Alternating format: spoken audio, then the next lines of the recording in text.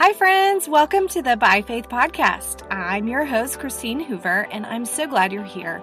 Each week this season, I'm talking with a guest about how they're using their unique gifts and talents in their specific context and season of life. My prayer for you is that by listening to these conversations, you will be encouraged, challenged, and equipped to step out by faith using your particular gifts for God's glory. This episode is graciously sponsored by The Good Book Company, publisher of 5 Things to Pray for Your Kids, a book by my friend Melissa Kruger, where she takes us back to the Bible to show us what God's will for children is, so we can pray for them in line with that. She selects 21 key areas of spiritual growth and character development, and for each one, there are 5 short prayer prompts drawn straight from the Bible. For more information about 5 Things to Pray for Your Kids, go to thegoodbook.com. So far in this season dedicated to serving by faith, we've heard from Missy Branch about serving in obscurity and waiting on God's direction, from Jared Wilson about what spiritual gifts are and how we know if we're serving the Spirit's strength, from Caroline Cobb about serving through creativity and songwriting, and from Christy Purifoy on cultivating a sense of place and relationships in our homes and communities. I hope you've been tracking with me and learning a lot. If so, I would love for you to help me in 2 ways. 1, please share these podcasts with a friend or 2 and invite them to join in this discussion we're having.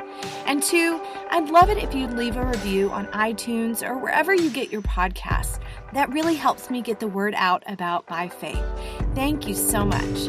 Friends, I'm so excited about today's conversation with my friend Lori McDaniel. I've been waiting to share this conversation with you. Lori works for the International Mission Board as a church mobilizer, which basically means she mobilizes people to go, to get out on the mission field and share the gospel with others. In the past, she served as a missionary, and she's planted a church alongside her husband, who still pastors the church they planted, by the way. Lori is a leader, and I've been personally so encouraged by her example and her wisdom. So I wanted you to hear from her as well. In today's episode, Lori and I talk about the gift of leadership and how she knew she was a leader, what challenges she's faced as a leader, and what leadership looks like for women in complementarian church contexts. This is a good one, you guys. So friends, here is my conversation with Lori McDaniel.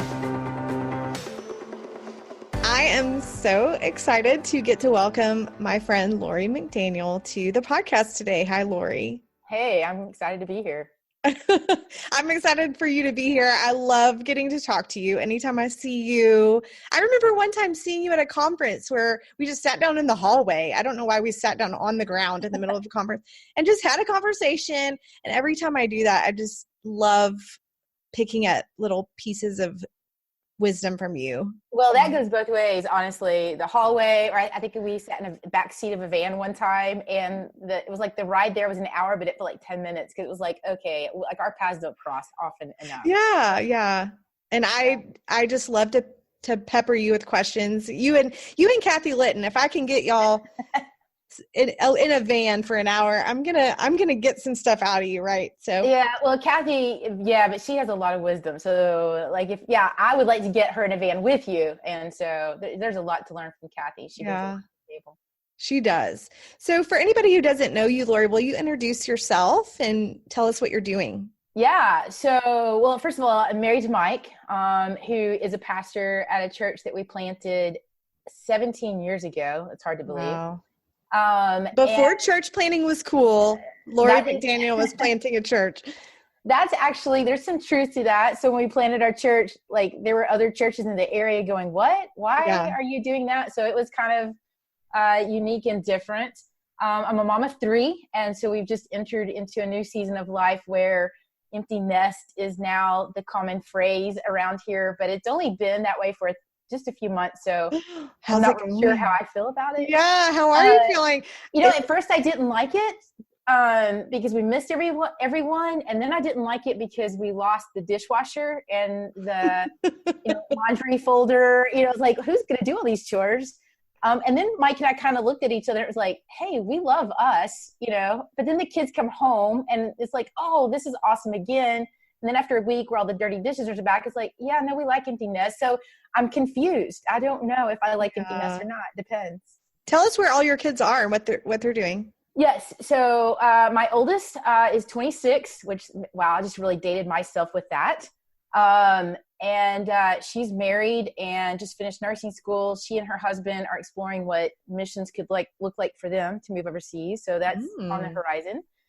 Then I have our second, who's 24.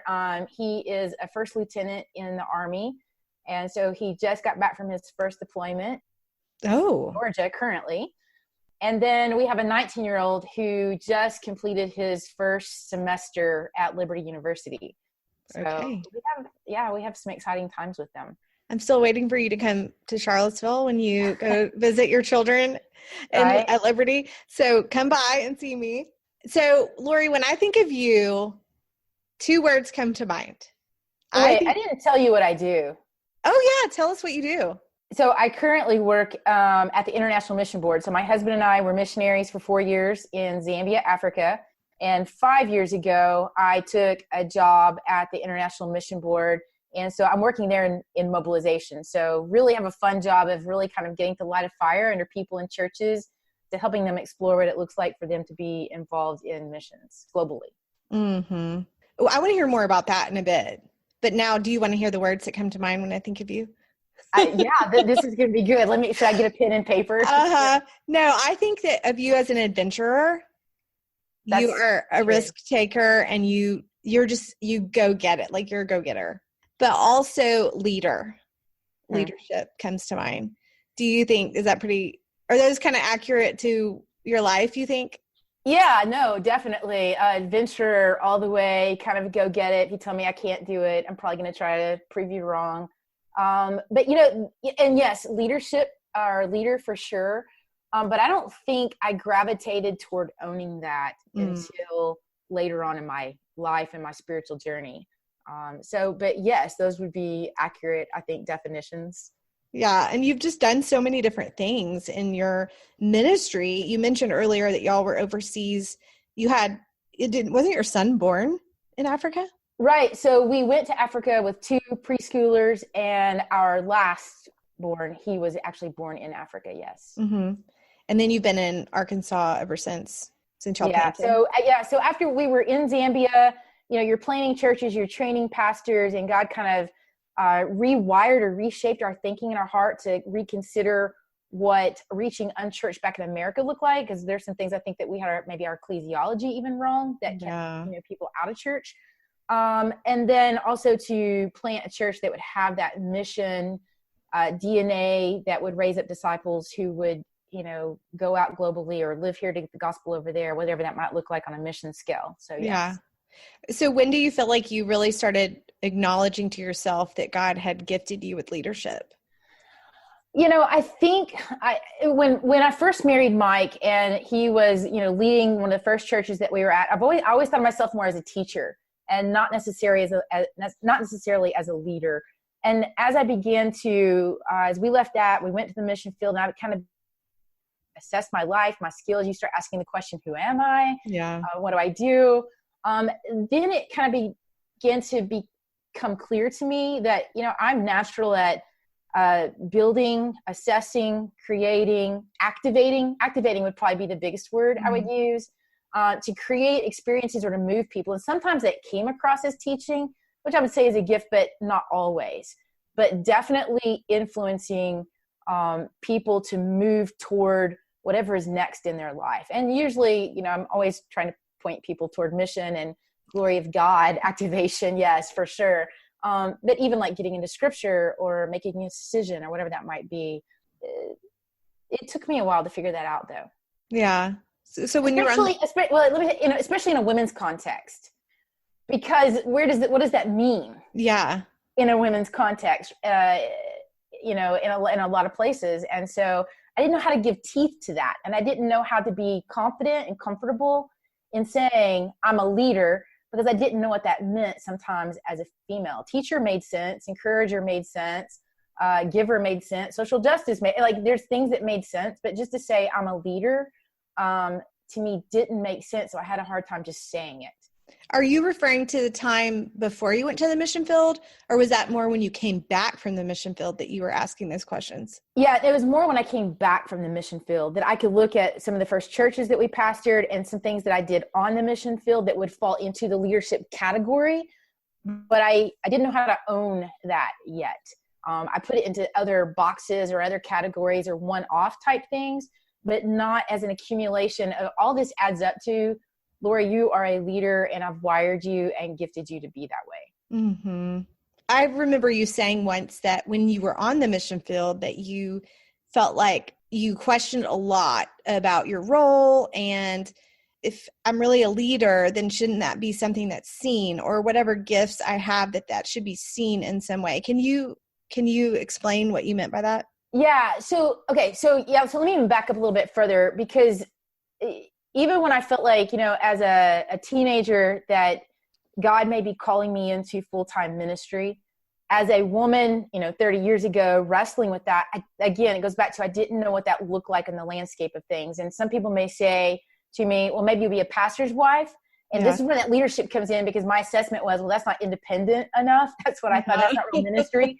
And then someone say, maybe you'll be on the mission field, to which I thought that's obscure. Also thought they were kind of boring and out of date, and I didn't want to do that. But it really also came down to that obscurity, and I didn't know what that would look like. And in God's way, I ended up doing both, right? So we moved to the mission field, and I can remember really wrestling in my soul, because we have moved to a place where no one in our church is applauding us. Yeah. No one's cheering on, my husband for the sermon he just did, or for that program I just led. We simply have raw ministry in front of us. And it became a quick lesson to me that leadership was not determined by a position. It wasn't determined by a paycheck. It wasn't determined even by a place. It was simply an opportunity that we step forward to in obedience to what God has put in front of us. And I think it became really clear to me in a really simple story. It might not even make sense or be that big of a deal as you hear it, but Mike and I had gone out to this village about 7 hours away from our home. We're bumping along with our 3 kids. It's hot. It's a dusty road. We've got the windows rolled down. We're passing signs that say, landmines, caution, because the Rhodesian War had happened like 25 years prior to us being there. And we were out in this village where Mike had gone once before. And Mike is meeting with the men, and I'm over here meeting with the women, and I am sharing the gospel, and they are hearing stories from God's word for the first time. My kids are all running around with the other kids in the village. I've got one tied on my back who's crying at the same time while I'm teaching. And yet, so are the other moms and their kids, right? And we get done, and the women were so thankful and so excited, and it was obvious to me their joy, which brought me joy.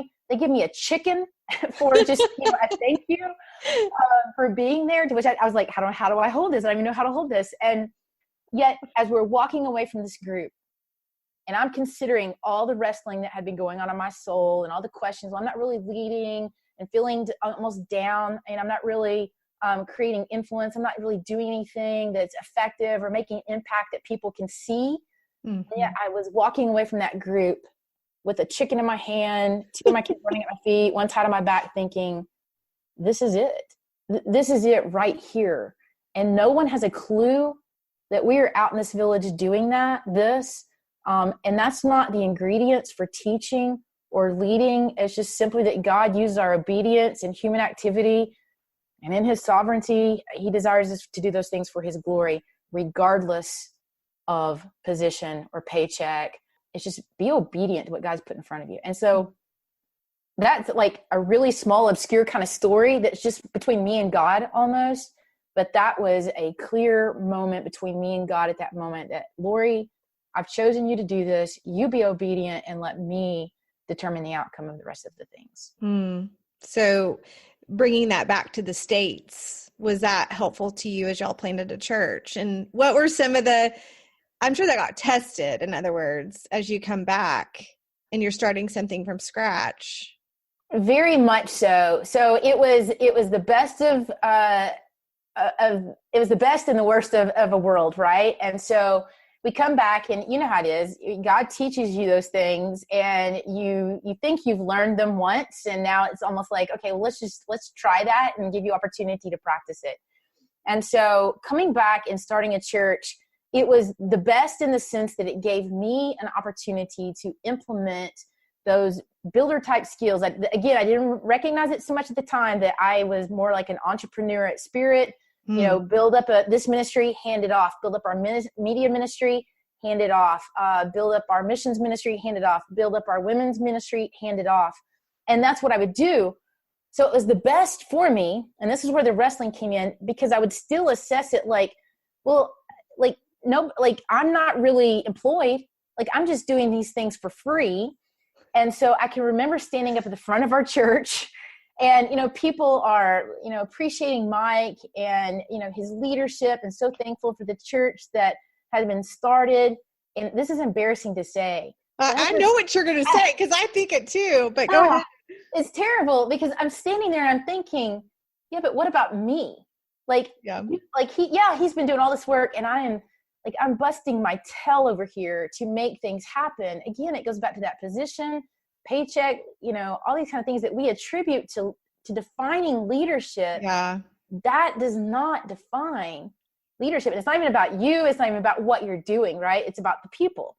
And yet those were hard lessons, and embarrassing ones to admit, but they define now, and actually, in a good thing. So you had the best of the world, and then the nastiness of my own sin and thought nature, taking place. And yet at the same time, I'm so thankful, because I think God took us through some lessons, took Mike and I both through some lessons, took me certainly through some lessons that they're those things that they're nothing you expect. They're everything that you need. Yeah. That then help equip you and fuel you to lead and exercise the gifts that he's given you. Yes. Yeah. You could really see through those stories how he was honing your gift, and he's showing you the temptation of the gift, and he's showing you the importance and the significance of the gift, and using it according to how he wants you to use it. And that could go for any gift that anyone has. Is there's going to be temptation in it no matter what. And we have to be on guard, and God will, what you said is exactly what So you did the same thing? Yeah, I knew that's what you're going to say, because that's how I also have the gift of leadership, and I can see how God put me with a husband who is called into ministry in the gift of leadership, and we can do a lot together. But often I'm behind the scenes leading, and there's temptation in that for me, because sometimes I want the glory and I want the appreciation, and I want people to know what it took to get that church started, that now no one attributes to me. You know what I mean?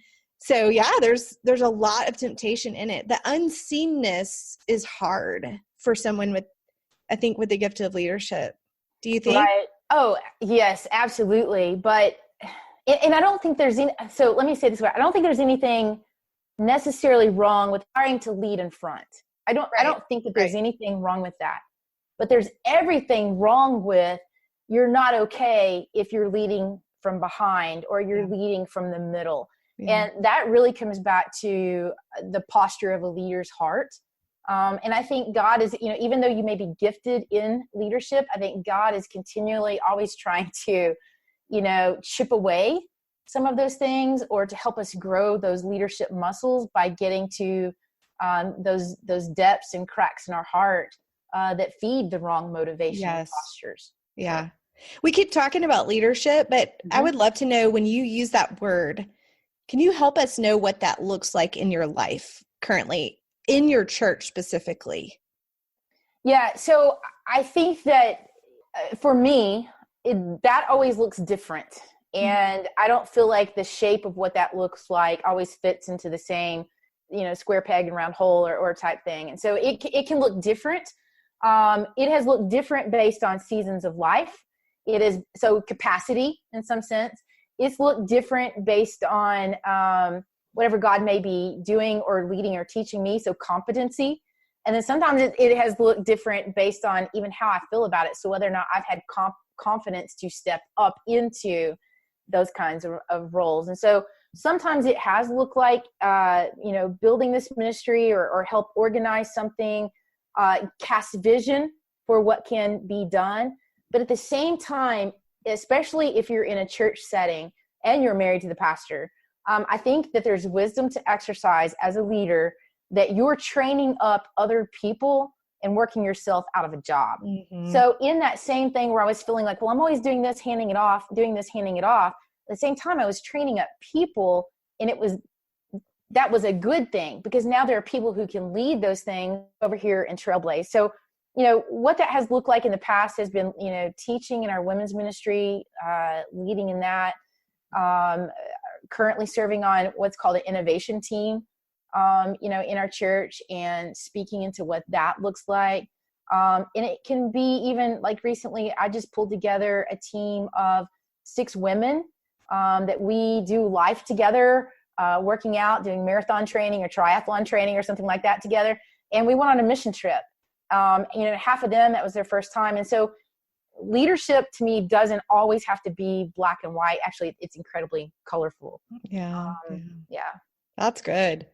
We're talking also about leadership and women in the church, and you and I both are in a Southern Baptist context, a complementarian context. So I'm sure there's been some wrestling for you over the years of just, how do I, as a woman, use this gift within the church in a way that holds to Scripture in the way that we interpret it. I'd love for you to speak to that, because there could be some people listening who are even uncomfortable with us using the word leadership and women in the same sentence in the church. No, I think you're right. I think you could almost draw a line in the sand, and there's some that are on the side of they feel completely uncomfortable with it. Some on the other side are completely comfortable with it, but maybe sometimes we exercise kind of a strong arm in that approach to having that conversation when it comes to putting women and leadership in the same sentence. So first of all, let me say that, in the SBC, it's a different landscape, but I also am excited about the landscape that currently I think is shifting. I think there's a shift, with the land underneath us, and the way that we're able to walk out and begin to exercise some of that. Because I think that we have, if we're not careful, we have elevated certain roles that women can participate in. So we elevate and we even celebrate what we think are important.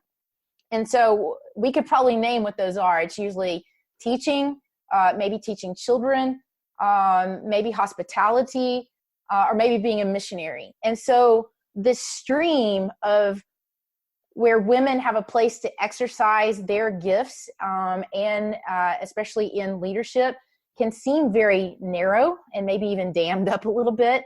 And so I think first that we as women have to begin to elevate and to celebrate where we see women exercising gifts, advancing the kingdom, furthering the kingdom of God. And that takes place and not just in these small kind of narrow boxes that we've built for women. Like, it can be as creative as God is creative. Yes. And so I think that there are a lot more ways to explore, to push forward in, for women to act as leaders in the church. And it doesn't mean that we're trying to usurp authority or to take over a man's role, or even to say we're just like men. What we're saying is God has created men and women in his image to complement one another in a way to serve one another and to serve people that advances his kingdom forward. And I think we're just beginning to see what that can look like. I agree. It's exciting. It's an exciting time to see that play out. It seems like that we've often put a gender to the role, to the gift of leadership, whereas the Bible doesn't put a gender on that, just has specific roles in the ways that we can use that gift.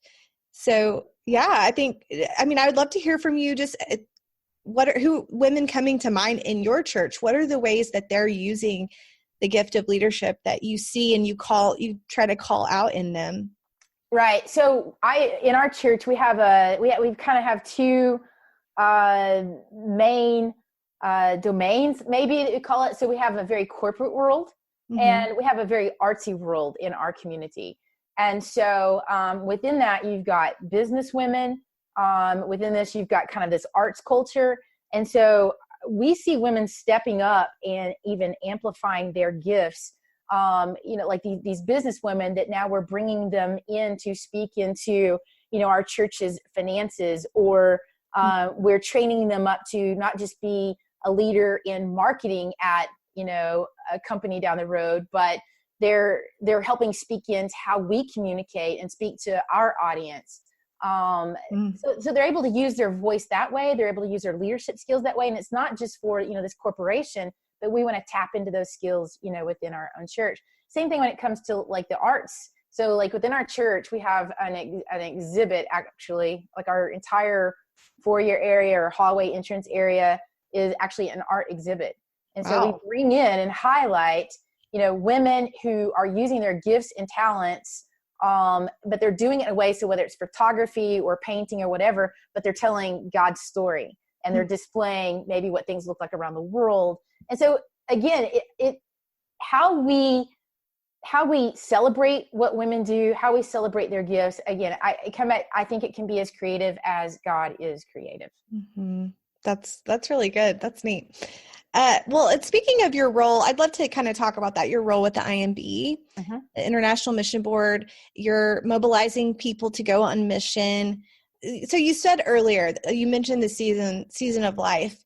And I kind of think of, especially with leadership for women, that is something that that may be something that's brewing in us for a while.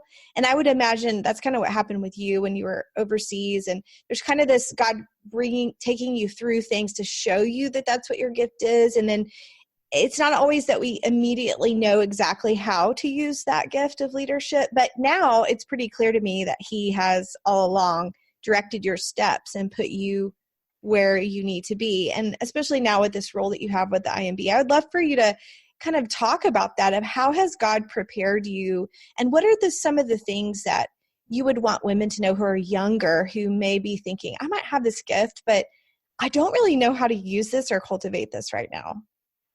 Yeah, no, that's good. And hindsight's 2020. I mean, that's not a phrase unique with me or you, right? But I can look back now and even consider the times where I was frustrated, because I always felt like I had this kind of stirring within that I didn't know how to express without. And sometimes I would play even the blame game. Well, I can't use my gifts because I've got small kids. Or I can't use my gifts because we're stuck in this geography zone, in Africa. Or I can't exercise this way, well, because my husband's doing this. And so there was always kind of these excuses. And yet now I can look back, and in those times of even frustration, see that God had been using those as a crucible almost, to shape and form who I would be today, and exercising where I'm at, even with the International Mission Board. So whether it was, small times of building up a short-term team ministry, or whether it was learning how to navigate an international culture, or whether it was, figuring out when we came back how to do graphic design. And I'm using all of those now. So whether it's marketing skills or international skills, or some of the discipleship leadership type skills, I am taking every one of those, and in a very unique situation, implementing those. I can remember when we started our church and started about 5 or 6 different ministries and handed them off, when I got down to the last one, which was women's ministry. And I love women. And I love even challenging them to consider their gift, right? And I thought God may be leading me to step away. I thought, well, what am I going to do? And I just began praying, God, I don't know what to do. But I feel like you're asking me to take this next step forward. And so I did, not knowing what I would step into next. And so in some sense, the job that I'm in currently found me. And all I was praying is, I know I have to be involved in leading. I know I have to be involved in leading women. I know I need to be involved in mission. And, the very week that I actually told my husband, I think God's leading me away from women's ministry, is the very week that, someone from the International Mission Board called and said, hey, would you be interested in this job? I didn't even know it existed. But I can look back all along and say, wow, God, like every time I was looking at it, and, I'd be thankful but frustrated, and then thankful but frustrated, and then thankful and frustrated. I can see that every one of those pieces He was putting together for what I am doing today. I think that's that's encouraging to me. You've said that before, and it was really encouraging to me, because I feel like I'm still I'm in that process of the frustrated, and I know I'm waiting on God, but he doesn't waste anything. I've learned that enough now to know he never wastes anything in my life. Yeah, absolutely. So you said you were wrestling with it, frustrated, is because you don't know what your gift is, or is it because you do and you don't know how to exercise it? Like, I'm just curious, because that's one of my favorite questions to ask women is like, so what's your spiritual gift? Yeah. Yeah. I know what I'm gifted to do. I just don't know where he would want me to use that. It's the same as you, where he asked me to start and release. I'm been the same in church planting. So I've done a lot of helping things get going. And then I handed off something that I loved, but I knew it was time and I was ready. And I thought the next step would be pretty clear right away. And it hasn't been for a while. And so that uncertainty, I hate that uncertainty, but I'm just now getting to the place where I've embraced the uncertainty, and I've embraced just like, do what's in front of me and God will make it clear. Yes. I would like underscore highlight that. Like whatever's in front of you, like Solomon says, whatever's in front of you, put your hand to it and do it with all of your might. Yeah. He says that in Ecclesiastes 9. I would agree with that completely. I do love to ask women, what is your spiritual gift? That I think they know, but they just are uncertain, or they've got doubt or fear that's kind of laced into that. So, take a multiple choice test if you want to figure out what your spiritual gift is. And if that's, but even then, when people do that, I think they still find themselves going, well, I think it's teaching, but I'm not really sure. And what they're really saying is, I think my gift is teaching, but I need you to affirm that it's teaching. And so I don't know why that we constantly stay in this zone of doubt and fear, except for just to say the enemy, because I think what God does is he gifts us. And at the same time that he gifts us, he's also wanting to grow that gift. And so he puts us into situations where we have to learn to develop some of those muscles and learn how to exercise them wisely. So like if my gift is encouragement, I may be great at, pillow fluffing and speaking love to people, but I haven't yet completely learned how to speak truth in love. And so I think he puts us in situations to do that. Same thing with teaching. Maybe your spiritual gift is teaching and you're really great at gathering people and transferring knowledge, but you've really never got to the depths of maybe some broken places in your heart. So instead of what comes out is just knowledge, but it's wisdom and insight. And I think it's the same thing with leading. So as we're growing in those gifts, for me personally, it was that I'm gifted at leadership. And so I'm good at envisioning and building and creating and even trailblazing.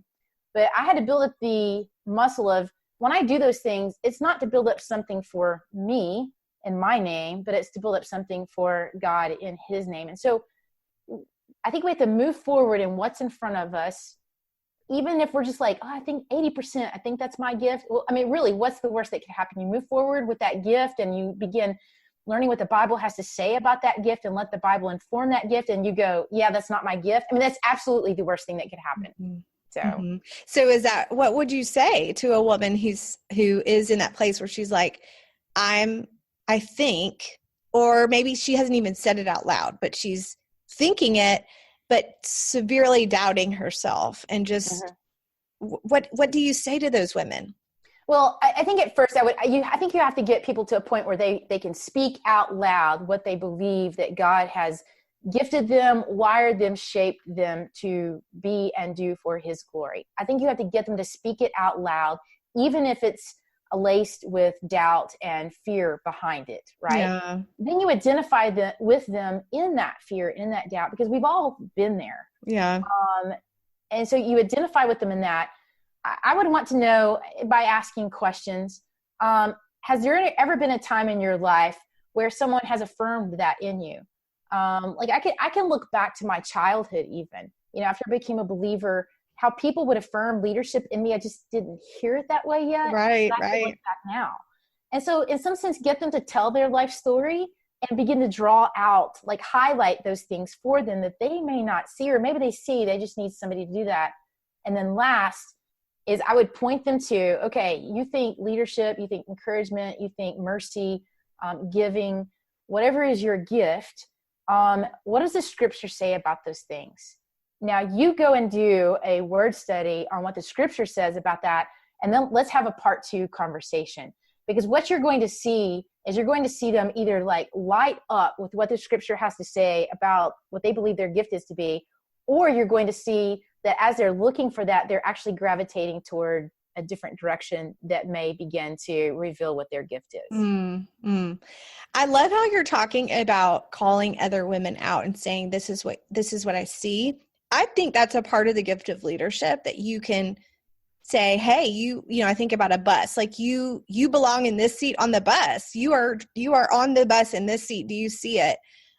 Is so important, because I think a lot of times what we think what comes natural to us is what everyone sees and does. Right.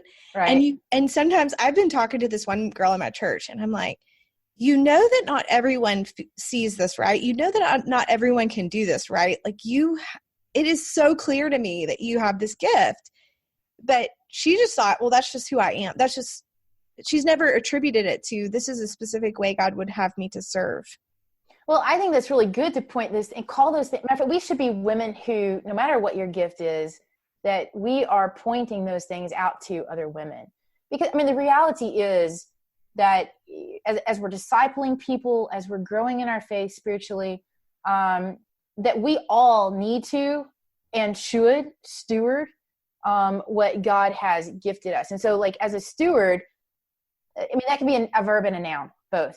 So, you know, steward as a noun is a manager, it's an agent, somebody who's responsible for something that's been entrusted to them. So then I have to steward, I have to put that into action and take responsibility for what God has gifted me to do. And with that comes some risk.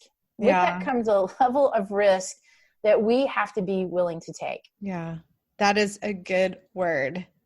That is a really good word, because I think we think it should just be, if this is really what I'm gifted at, it should be easy and there's no obstacles in front of me. And it's actually the opposite, because God is going to test you to trust him with that, right? Yeah, I was reading also Sam Sanders' book, Spiritual Leadership. Yeah. And there's a phrase that he's interviewing this guy at the end of his life. And he asked this guy about living his life. He said, is there anything that you regret?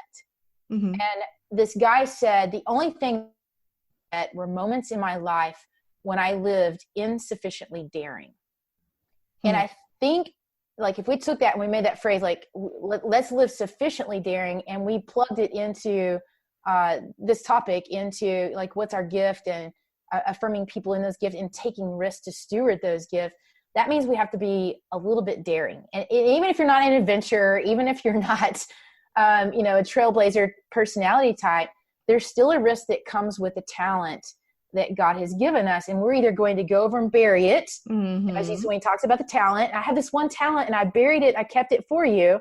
But he was more pleased with the one, he gave more to, who went out and invested. And that requires risk. And that requires a level of spiritual daringness, in faith and trusting that God's giving me this. I'm going to do the best of my ability to move forward with it. Yeah. And sometimes when we don't see any outcome or result that we hope to see, that we still can trust him that he did use it. And we may not see that, right? So as far as leadership goes, I would love to talk about how you lead yourself, because there's a lot of stuff in that just alone. As a leader, how do you lead yourself well? And what are some things that you've learned about leading yourself? So first of all, leading yourself well, that's a whole nother podcast topic. Yeah, it is. Yeah. That's that's a deep topic that I believe that any believer, so let's just say, even if your gift isn't leadership, any believer needs to have enough self-awareness to know that they have a part to play in leading themselves well. Mm-hmm. Yes. I didn't know that leading yourself well was even a thing. Maybe until probably about 15 years ago. And I would say that I learned it the hard way, as most lessons come in life, right? So my ability to lead well came from really a place of brokenness first. And it took me getting to that place before I actually learned that leading yourself well was a necessity, period. I had a friend who we did these like 360 evaluations. My husband and I were going to go to this leadership conference, and I thought I was going to get all these handouts that were going to make me this great leader. And instead they started breaking apart like our family and our emotional health and our spiritual vitality. And one of the things that they had read from a friend of mine that had made a statement about me was that I was like a poster child. And when I first heard that, the arrogant side of me thought, well, this is really cool. Like I must look really great. Who doesn't want to be like a model on a poster? And then I recognized and realized what she meant when it followed up with another statement that, Lord, you're so put together that you're hard to follow. And I thought, it took me a while to kind of dissect what that meant, but now I kind of understood that what I was displaying wasn't transparent, and how I was leading was almost too good to be true. Like you don't say to people, hey, come with me as we fake it. You say, follow me and imitate me. And that's what people crave. But you can only say that if you first learn to lead yourself well. And the first step in learning to lead yourself well, I would say, would be to dive into the deep places of your soul, where I think David wrote in Psalm, bring my soul out of prison that I may give praise to your name, and let God begin to speak, to minister, to reveal, to heal, to restore some of those broken places in your heart. Because when you begin to lead from brokenness, that will be the most rewarding place of leadership that people actually can follow. So when you say brokenness, meaning the authenticity of my relationship with God is real, and I am a fellow sinner in need of grace, and I'm seeking that. I'm following him, but I'm okay with you knowing that I need that grace. Is that what you mean?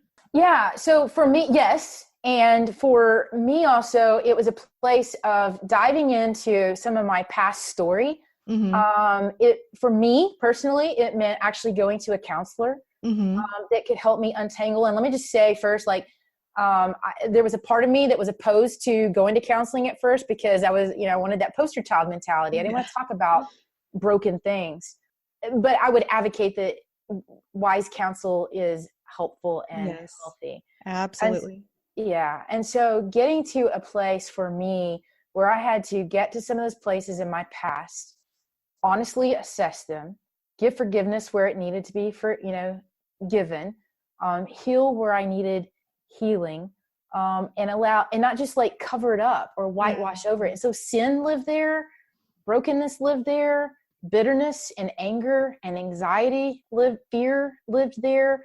And it was tied to lies that, I had allowed Satan to set up camp and take up territory in my heart that ought not be. And when the enemy has territory of your heart and you're trying to charge forward with the kingdom of God, you have two opposing type things. And so you have to allow God to get with you into those deep places where transparency then, can become a part of your story. Yes. Yeah. What about the area of rest and not doing? Because as a leader, we're like gung-ho, running forward, always moving, always doing. What have you learned about not doing in rest? So rest for me has become one of those things that I recognize that when I'm not doing it, it's because I honestly haven't put God as Lord over all my life. If God isn't Lord over all my life, that's usually where I get in trouble in not resting. But I don't see it as that until usually I run into a brick wall. And that can be, self-induced. It can be because I'm self-driven. It could be because I want, to control all things. And I think that if I don't do it and get it right, it's not going to get done the right way. That if I think it doesn't reach to a certain level, it's not good enough. And so I begin to create this energy and going all the time until finally I slam into a brick wall. And again, there's been self-induced. Those can be work-induced. where schedule doesn't allow for you to take some of those breaks. But I have learned by overload and overweight and being overwhelmed and over anxious and anything else over you can think of, that those are areas that God wasn't Lord over in my life. And so, I mean, just honestly, that's a hard one still, even now. But I do know this, and I have to be proactive at it, that every day there has to be time that I have spent in not just a skimming over the word and a nod in prayer to God, but it has to be an in-depth time for me and God to be together in his word that informs how I'm living my life. Because I can get so high strung sometimes in my day, I even have my phone set or an alarm will go off and it'll have what will pop up it'll say verse or pray, whichever I've plugged it in. And I will either review that verse for 10 minutes that I'm memorizing, or I'll just take time and stop and pray whatever it is that I am working on at that moment. And it's hard to do because it's like, oh, I've got to deal with this. No, I don't. And so I put that into my day.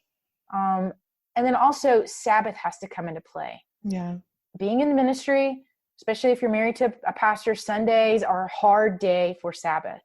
So Mike and I we take Sabbath not necessarily on Sunday. Yeah. So our Sabbath is usually on Saturday, where it's not work, it's rest, it's getting more into the word. The schedule is a little bit different, where we have time, which is a commodity. That is so helpful, I think, to think about. I love how you said, God, if I'm not resting, it's because I'm not trusting that God is God, that he's Lord over all things. That's been the case for me too. It's hard to trust that God's going to keep working even when we are resting or sleeping. So that's really helpful. Lori, thank you so much for your time and all that you've shared. It's just been fun to talk to you. It's always helpful for me because I think we're a lot alike in some ways. And so it helps me think through my own life. So thank you. Well, I appreciate it. And hey, we do need, like, our paths should cross more often. So if we got to schedule some more, we'll do some fake podcasts just so we can have a conversation or something. Yeah. Well, thank you, Lori. Okay. Sounds good. Thanks. Isn't Lori great? I love her.